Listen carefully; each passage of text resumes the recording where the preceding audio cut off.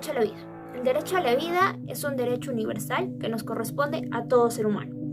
Es necesario para que se pueda concretizar todos los demás derechos universales. El derecho a la vida significa que tenemos la responsabilidad y la capacidad de poder vivir nuestra propia vida. La definición del derecho inherente del niño a la vida significa que el derecho está vinculado a nuestra dignidad humana por el simple hecho de poder existir.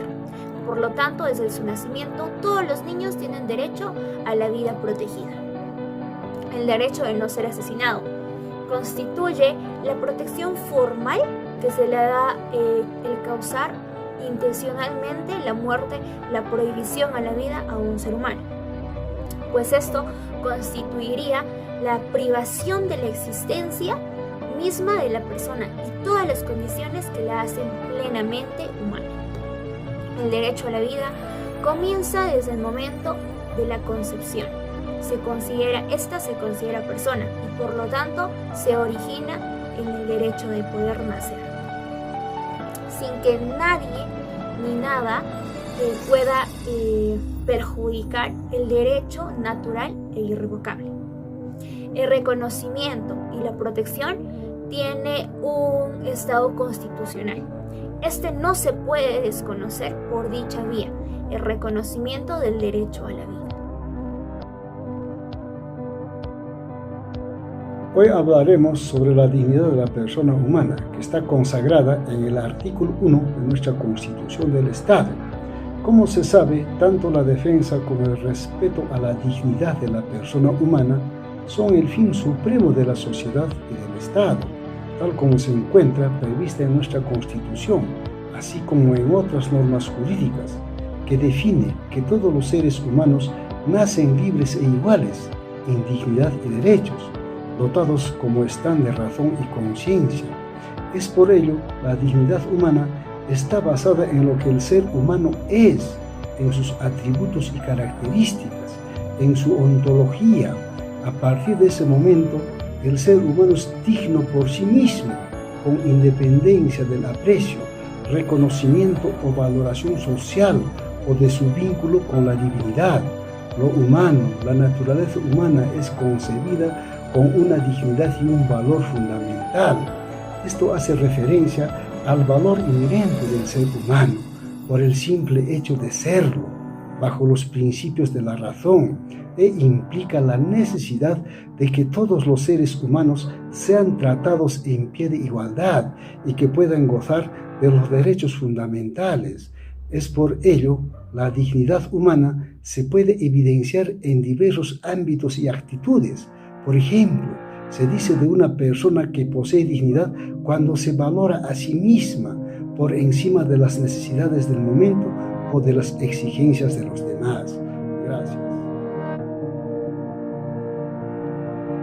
El derecho a la integridad moral, física y psíquica.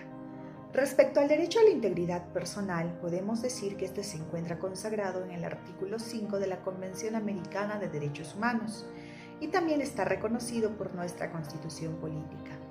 La protección de este derecho básicamente hará referencia a su incolumidad, es decir, que toda persona no debe sufrir ningún daño o menoscabo en referencia a sus tres dimensiones. Este va a constituir un atributo de máxima importancia que va a ser objeto de protección. ¿Pero qué es? Bueno, la integridad física va a hacer referencia a la plenitud corporal del individuo, es decir, hace referencia a que la persona tiene derecho a ser protegida de agresiones que pueden causar algún tipo de daño o lesiones a su cuerpo. La integridad psíquica y moral, en cambio, se concreta con la plenitud de facultades, ya sean morales, intelectuales y emocionales. Por ejemplo, respecto a la integridad psíquica, se puede decir que es el derecho a no ser obligado, constreñido o manipulado mentalmente contra su voluntad. De esta manera, por ejemplo, la práctica de desapariciones forzadas por un aislamiento prolongado y la incomunicación coactiva a los que se ve sometida, en este caso a la víctima, van a representar por sí mismos formas de tratamiento cruel e inhumano, lesivas a la integridad psíquica y moral de la persona. En conclusión, podemos decir que la integridad de la persona es el contexto de fundamentación de los derechos humanos. El derecho al libre desarrollo de la personalidad se encuentra reconocido en el artículo 2, inciso 1 de nuestra Constitución Política del Estado.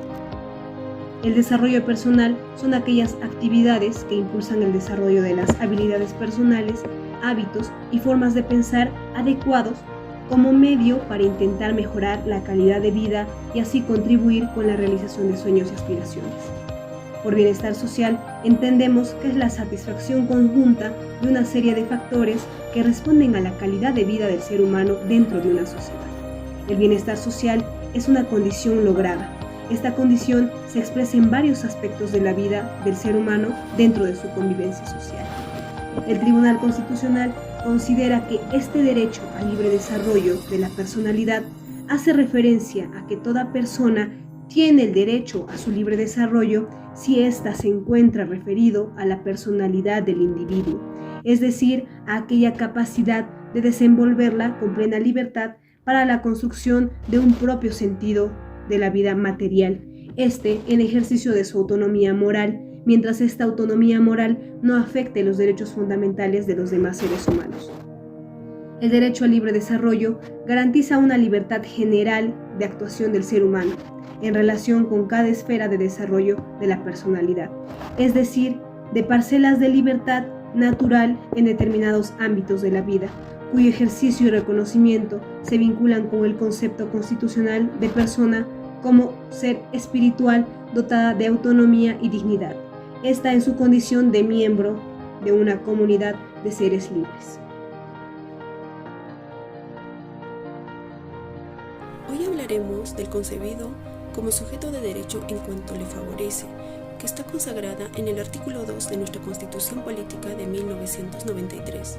Al respecto nos señala que el Estado protege al concebido para todo lo que le favorece.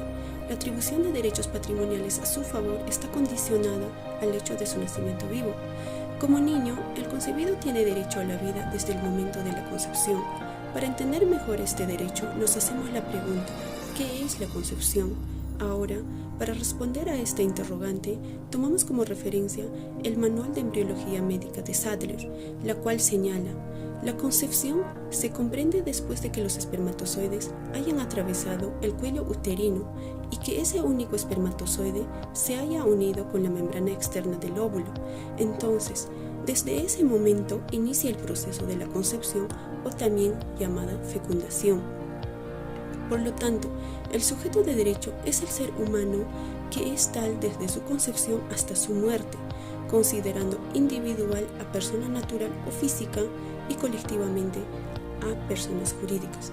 Nuestro Código Civil reconoce 4 clases de sujetos de derecho. Dentro de ello está el concebido, que es la persona por nacer o nascisturos.